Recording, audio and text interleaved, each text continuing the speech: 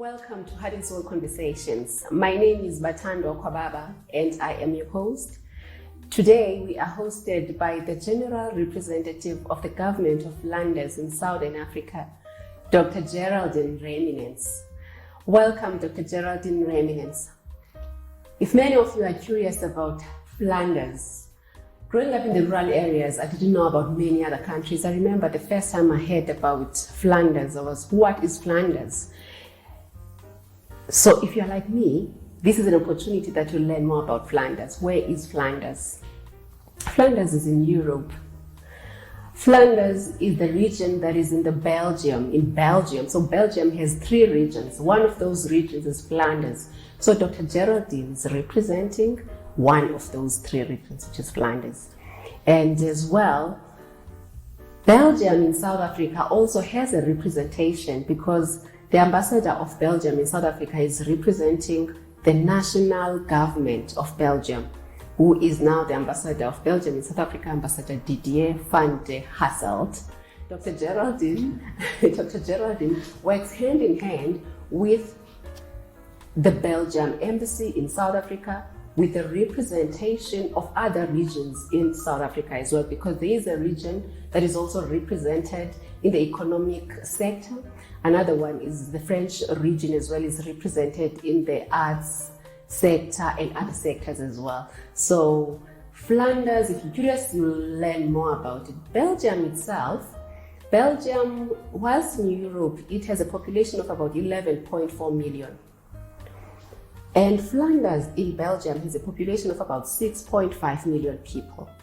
So we'll get to know more about that. If you are ready for the ride, let's get rolling. Thank you so much for joining us. Welcome, Dr. Geraldine, to our Heart and Soul Conversations. Thank you, Bathandwa. It's really a pleasure to be here. This is not our first conversation or interaction, let me put it that way. This is actually our 3rd interaction, and I'm always curious and I love learning about your region, Flanders. Please take us to Flanders again in a better way. You grew up in Flanders. How is growing up in Flanders?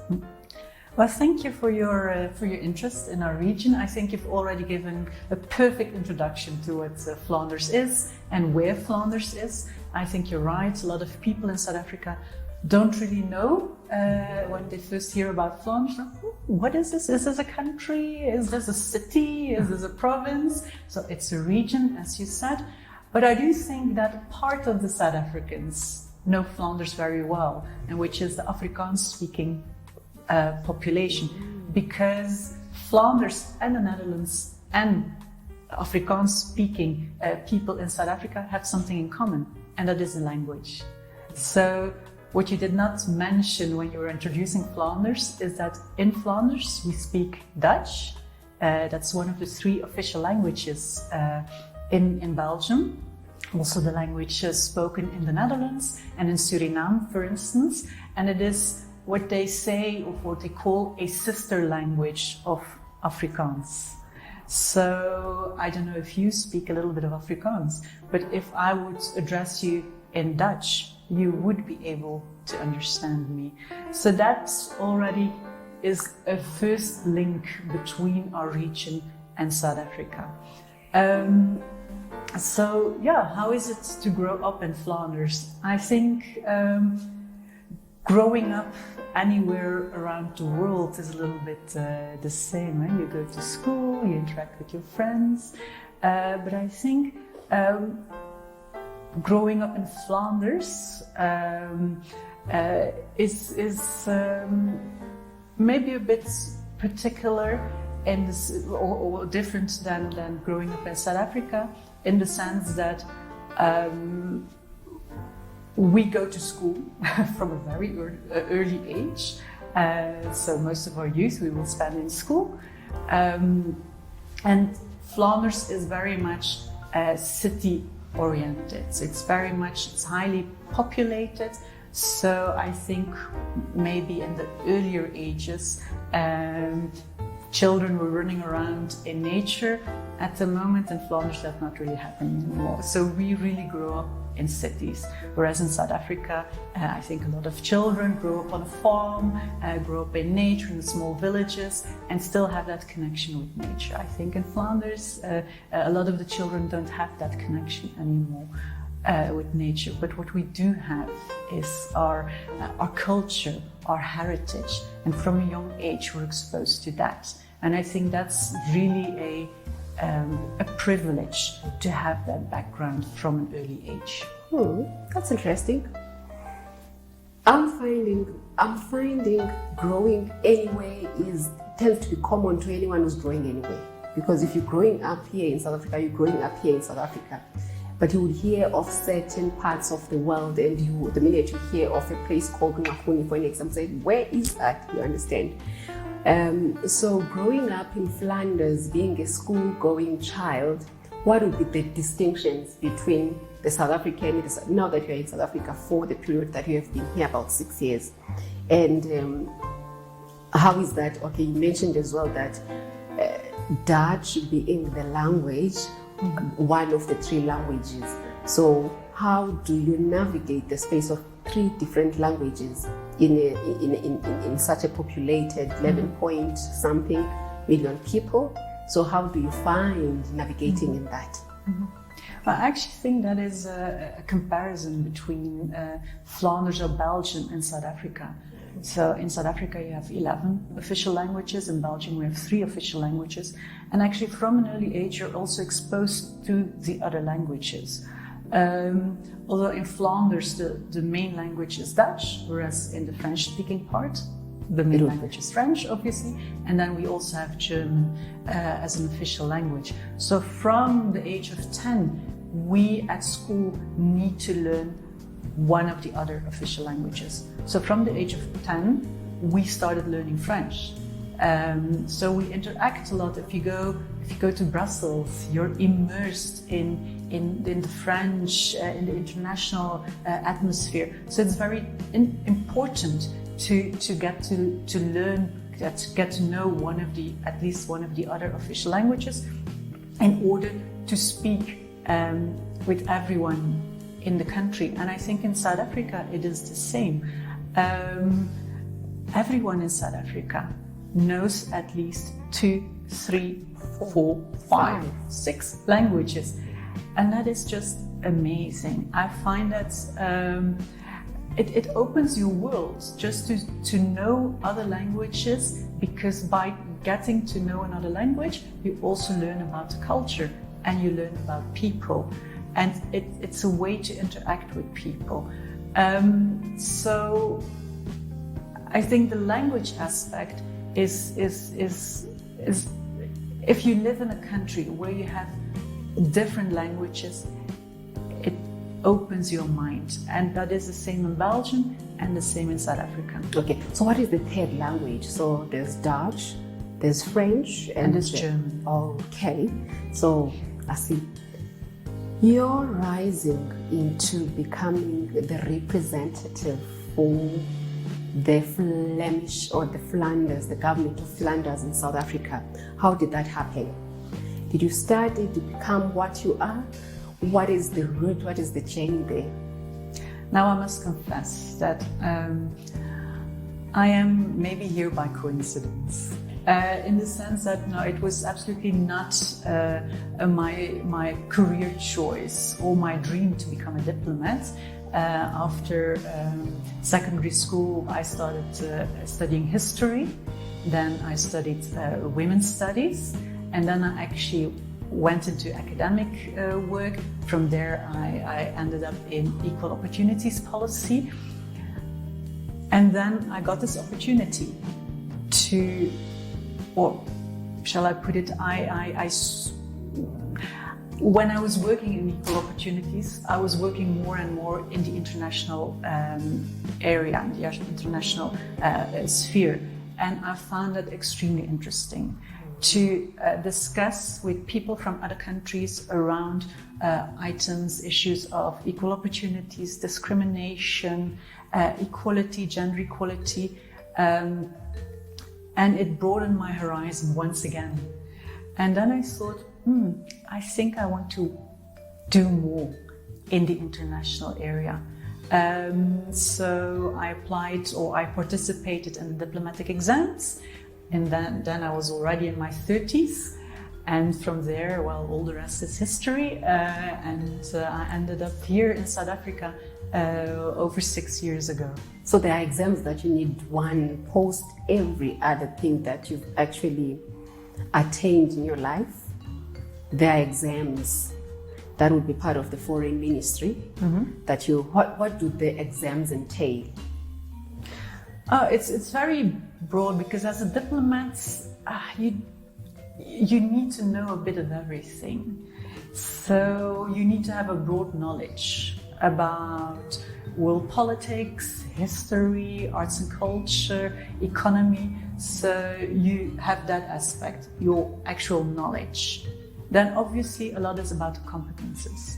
As a diplomat, what you need to do is interact with people, facilitate between people, facilitate between governments, facilitate relations, build relations. So there's a lot about those competences that are also tested in the exams.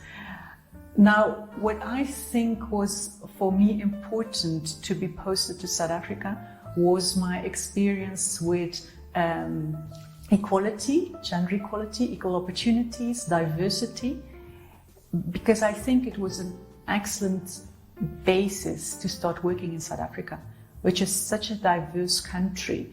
And I really see that as an added value. So some people say to me, you've made quite a change from equal opportunities to foreign policy. I don't see it that way. I think it's just building on my experience, my expertise, and my competences that I've built up in the previous years to now be posted here, where I can bring everything together and even learn more. Interesting. Now tell me, Dr. Geraldine, your mandate now as a person, your mandate as well as a representative, how does that translate into the regions that you are overseeing? Such as, because I understand that it's Malawi, and in Malawi your focus is on food security, agriculture, also Mozambique, and your focus in Mozambique is on health.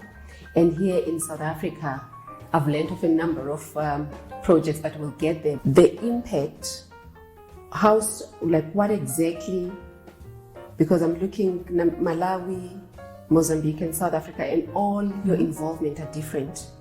So how do you determine what to do in any of these regions? Yeah, obviously that is not my decision. So that is a decision, or the policy is being developed in headquarters in Flanders. But the work of all diplomatic offices, and Flanders only has 13 around, well, most are in Europe. We have 2 outside of Europe. The basic mandate for all the diplomatic offices is the same. So the mandate is to build relationships with the government of your host country. In my case, that is South Africa, Malawi, Mozambique. Do represent our government on all the competencies that we have. For instance, education, arts and culture, mobility, environment, economy, trade and investment. And then each office also has a specific focus. In our case, one important focus is development cooperation, which obviously we will not have in, for instance, Copenhagen, where we just opened a post now. So when we started the programs on development cooperation, the focus of the program, as you said, agriculture in Malawi, health in Mozambique, at the moment it's climate change in South Africa. That is decided in negotiation between the Government of Flanders and the Government of Malawi, Mozambique, South Africa. Because you need to determine from both sides what is the most what is a priority that you want to work on and what fits in the policy of both countries. So when we started in South Africa with Development Corporation in 1996, we were actually working in a lot of different areas, in a lot of different sectors, and then we focused it or narrowed it down to SME development and agriculture in negotiation with the South African government. And since 4 years, we have changed the focus to climate change adaptation, which obviously climate change is a huge challenge, both in South Africa, but also in Flanders. So our both governments really saw the importance of working around climate change. And then we have specifically focused on climate change adaptation, because when we started, there was not much happening in the climate change adaptation sphere here in South Africa. So we said, okay, let's start working in that sector and see which impact, or try to have an impact as big as possible. Wow, I've learned and I'm very happy about the fact that you are involved in certain universities. I'll mention these universities. I think it's University of Forte in the Eastern Cape is one of the partnering, Yes. One of your partners. University of Venda, another, and then I think it's UCT, am I right? Yes. I'm liking it purely because the two universities are actually in rural areas. And I appreciate when international diplomats get in touch to those institutions. And it actually makes a huge of a difference, even in terms of the state and the status that university would attain by partnering with another institution that is one of the universities in Flanders, which is excellent. But before we bore our viewers too much history and all that, let's get into tourism. Let's get into the culture in Flanders. Here is Bathandwa going to Flanders. How do I rock? How best can I rock Flanders? How can we best? What is the best? What are the best things that one can get in Flanders? How much time do you have? Because there's a lot of good things in Flanders. As I said, I think what Flanders is best known for is really its arts and culture and its heritage.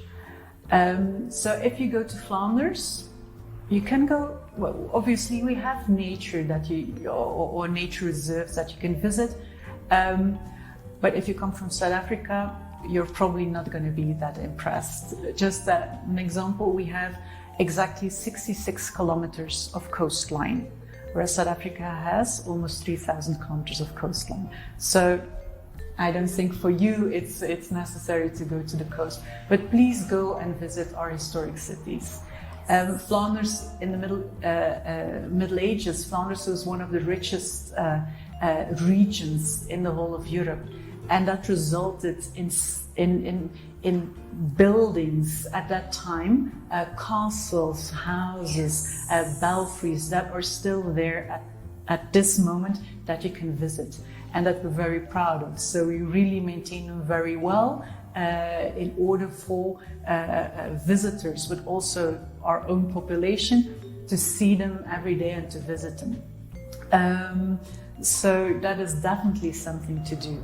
Interestingly is that Flanders has the highest density of castles. Yes, on its I've learned area about that. Yes, world. you come across a castle in the middle of a town. Yes, everywhere you go, you will see castles. So that is one aspect that you definitely need to go and see. Just wander around in our cities. While you do so, you can pop into a museum. We have plenty of museums, contemporary art, older arts, visual arts, sculptures, and so on. Definitely do that. In the evening, I would suggest, still during the day. Also take your credit card, because, for instance, Antwerp is really the fashion capital of the world. In Antwerp, you can shop, you can buy... shop in euros. Shop in euros. But you have, it's a fashion capital of the world. You have very nice boutiques where you can buy whatever you need, shoes, clothes, handbags. In the evening, I would suggest to go for a nice dinner. Our restaurants are very well, very good. We also have one of the most Michelin-starred restaurants around the world. So salivating. You can eat extremely well, and then please go afterwards to the theater to watch one of the shows. Before the theater, the cuisine. How is the food like? It's difficult to pin down.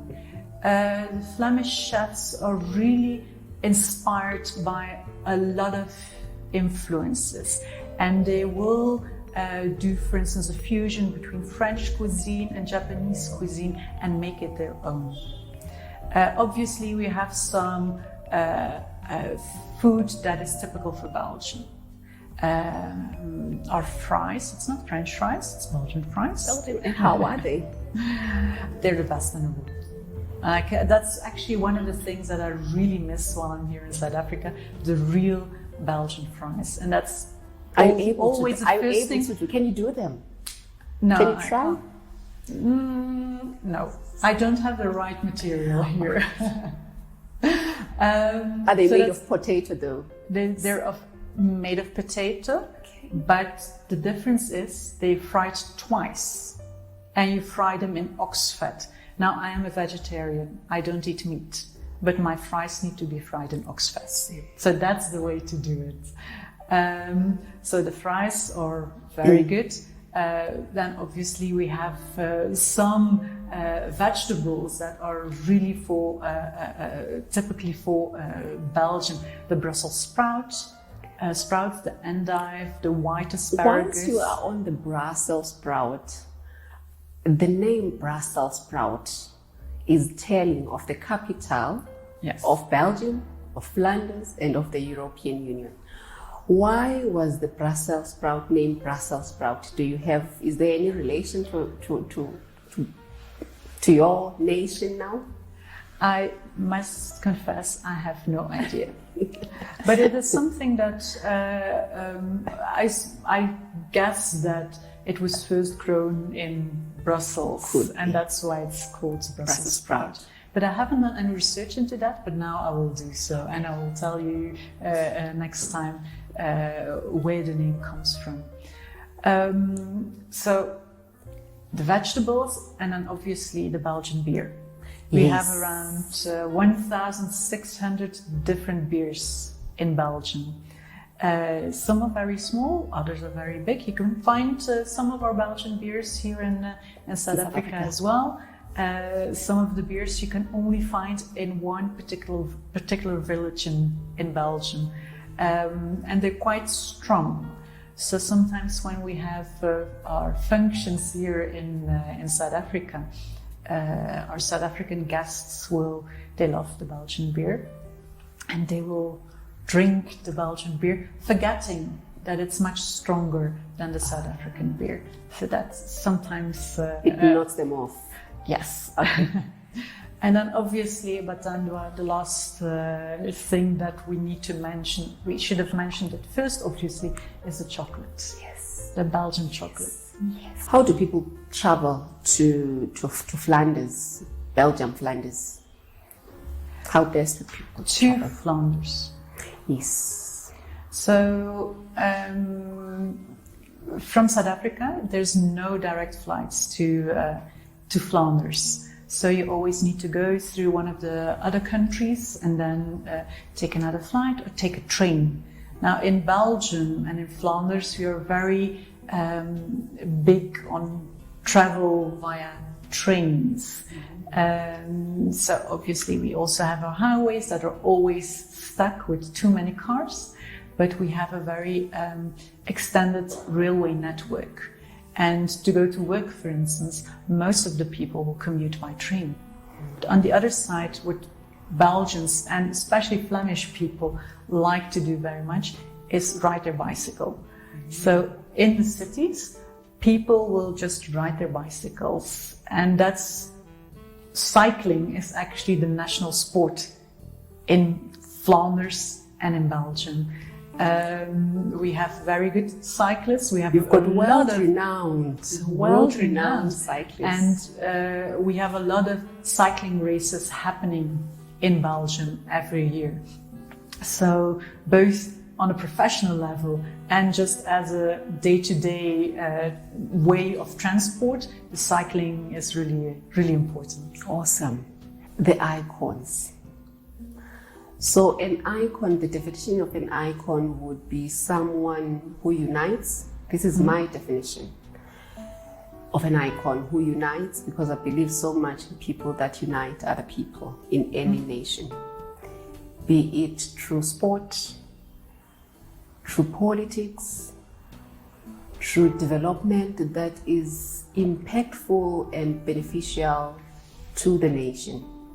Not only to the region, could be to the region, could start at the region, but wherever, at whatever level. And I'm just thinking of someone that is adored in the South African space, because South Africa loves soccer.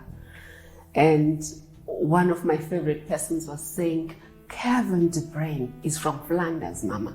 Kevin De Bruyne. And I thought, wow, this is so interesting. And then he told me about Kevin De Bruyne. Who are the icons? Just mention one icon, and in what way has this person truly united the people of Flanders and of Belgium? Well, it's actually interesting that you mention a sports person, because if I need to mention one person that really unites everyone in Flanders and everyone in Belgium, it would also be a sportsman. And it's Eddy Merckx, who was a cyclist. We've been talking about it before. And he, in his time, he was really bigger than life. He's won a lot of races. So he was a very good sportsman, an athlete. So people admire him for that. But he is, I think, one person in Belgium that no one disagrees about. He was the best. And we will always keep telling that, even if there's a better cyclist that is working now or cycling now, we will still defend Eddy Merckx as the best ever. So everyone is united behind him. Now, if you would ask me personally who my icon is, I would obviously choose a woman. And for me, that would be a politician, Miet Smet, who was our first in Belgium, the first minister for equal opportunities. And in her term as Minister for Equal Opportunities, she has done so much to improve the position of women in the labor force. But also she did a lot around gender-based violence. She did a lot to improve the position of women in politics. So for me, she was very much criticized at the time by feminists, but everyone also agrees that she has done so much. And in her term, she has realized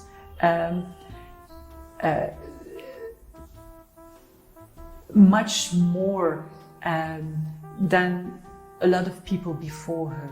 And she was very good at negotiating with other people around that, and to also convince men to support the women's cause. And that makes her, for me, really an icon. You've been in South Africa for about 6 years now, so you are a true South African. You speak a little bit of isiZulu, Siswati, and a bit of Sindebele. You are able to greet us in South African languages, and I found that very, very something that is extraordinary, actually. Because there are a number of people that have been in South Africa. There are South Africans that are not able to express themselves in any South African language other than their very own. So that is so extraordinary and so very embracive of the people of South Africa. And so well done. We appreciate that. So it makes you a true South African because indeed you're not only speaking your home national languages and Afrikaans as well, but also to the languages that are spoken by Africans in South Africa. So that is a big plus, and we appreciate such efforts of embracing the people. What is your favorite place in South Africa? That is a very difficult question to answer. I've had the pleasure and the honor to visit a lot of places in South Africa already, and I love the bush. I love the Kruger Park, Pilanesberg, Addo Elephant Park. I really love that part of South Africa where you see these animals, not only the animals, also the nature. Obviously, I love Cape Town. You love your ocean. Who doesn't love Cape Town? Cape Town has the added value of having both the ocean and the mountain that is always there, and that has so many different faces, and where you can get lost and wander and always see the ocean from wherever on the mountain you are. But you mentioned it, I love the ocean. So any place in South Africa near the ocean is where I'm happy. Okay. With a whole lot of these offerings and your experiences, because earlier on in the year we're supposed to meet, we couldn't meet because of an incident that happened to you. I would love to reflect on it in a way that needs to encourage the people of South Africa actually.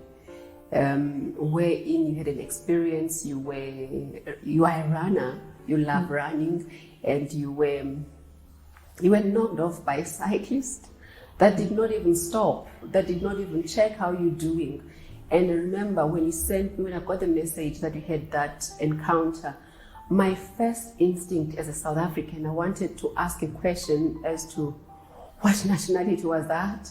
But then at the same time, I said, I don't think it's relevant as to what sort of a nationality that was. It just brought me into being a South African, being a nationalist, and say, okay, as a nation builder in the country, as a South African, how best can we make our communities the best communities that can have us as South Africans safer and secure, also that would have welcoming people from other countries, seeing and saying that yes, South Africa has the best of the both worlds in terms of peace, weather, and that and that and that.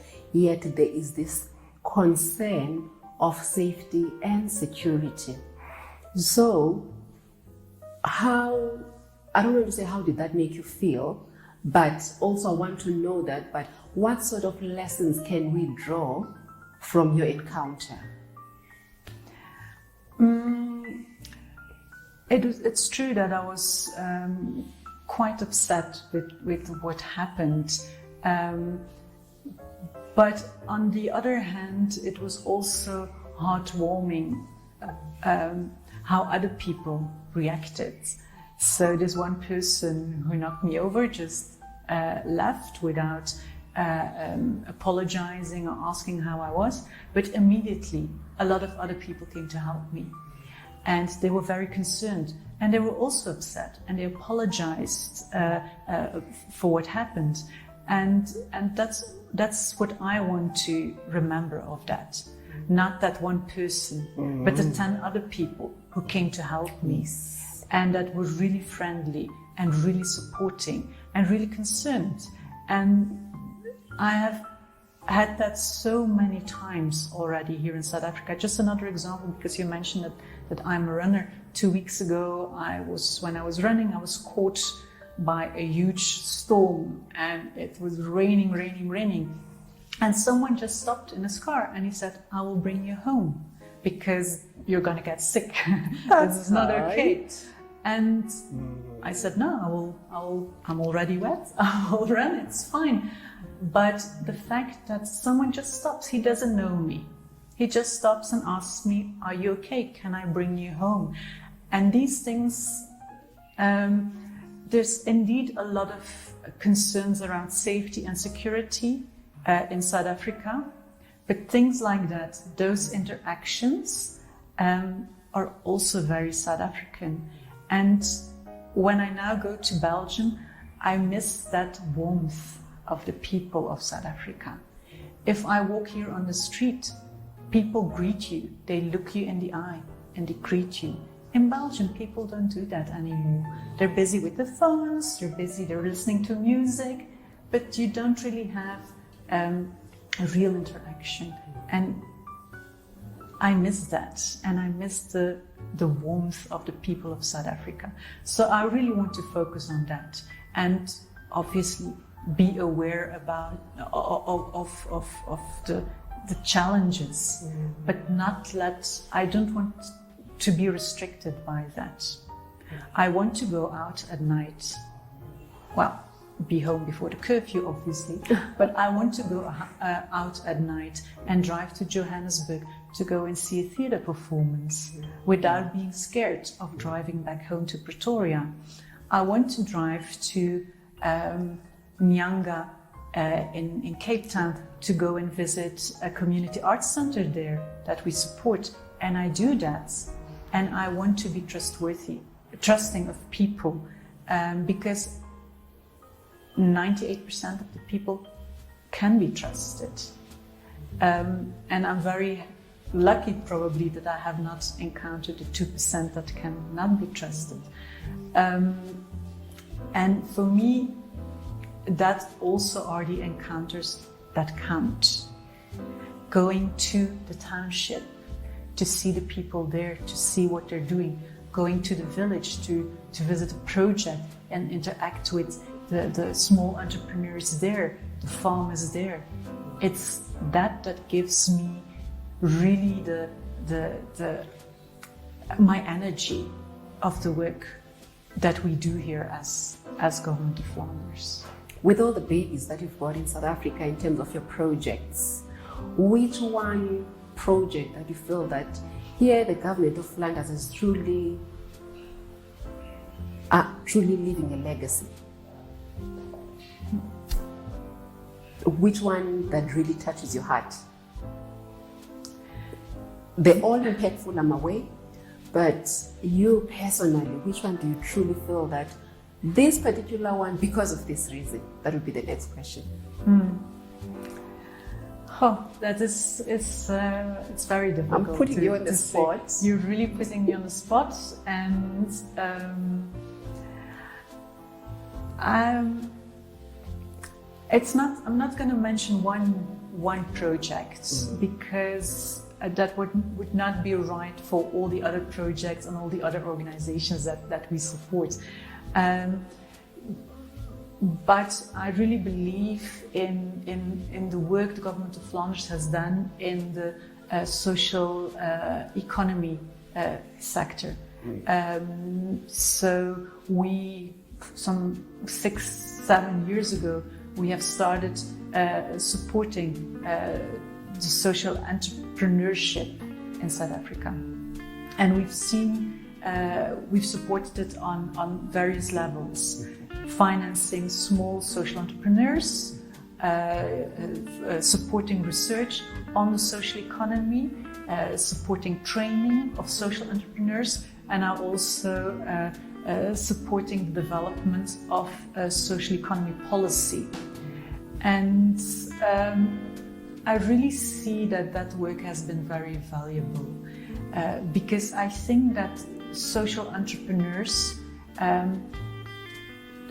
can make a difference and do make a difference in their community around small challenges maybe, but challenges that are very real for that community. And by the interventions, through the interventions of these entrepreneurs, those challenges are tackled and the community really improves because of that. And I think that we can be really proud of the work that we've done there. And I'm also very happy that other organizations, other donors, other countries have taken it up and will continue the work in that sector. See, I would love to close with this question. During COVID, with over 1,000 types of beers, during COVID period in Flanders, did you have a lockdown? Yes. Did you have lockdown for alcohol? No. I heard about that. I mean, the biggest continent in the world that has much alcohol alcohol consumers is Europe. Yet there was no lockdown. What is happening? Why? Well, as I said, we have in Flanders quite some experience with drinking our strong Belgian beer. I think so. Maybe we can take it a bit better. I'm asking you, I should be asking South Africans, is why people, we don't have much, yet we had lockdown. The people that are manufacturing these don't have lockdown and continue with their alcohol consumption. All right, well, thank you so much for having us. Dr. Geraldine, we truly appreciate the work that the Government of Flanders is doing in South Africa. We appreciate the interactions, the exchange programs, the impact that these programs have. And we're always looking forward to opportunities of growing both nations. Because it's not all the time that you be this recipient, but to exchange and say, okay, this is who we are as a nation, this is how we do things. I'm looking forward, I work mostly with schools, so I look forward to opportunities that will take some children to Belgium to learn how to do chocolates, because you're one of the best in the world. So such opportunities are the ones that are driving the whole of economy and these relationships. So thank you so much. I'm not sure if you have parting words, closing words for our learners, our people in South Africa. Thank you very much, Bathandwa, for the opportunity to talk to you.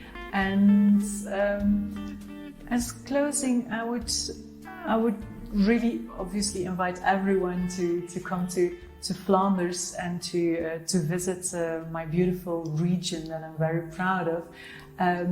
But I actually also want to thank South Africa for the hospitality and for having invited Flanders here in this beautiful country. And I think also, as you said, for us it is as much an honor to be able to do the work we do here and to interact with South Africans. And I really look forward to our journey together. Yes, thank you so much. Thank you so much for watching. We really appreciate you supporting, liking our videos. You will now be following Flanders as well. So make sure that we visit Flanders. There will be a link as well in our video that will take you to Flanders. You'll see everything about Flanders. So make sure to book a trip post-COVID. And we love Flanders. And of course, we love the world and South Africa. Thank you.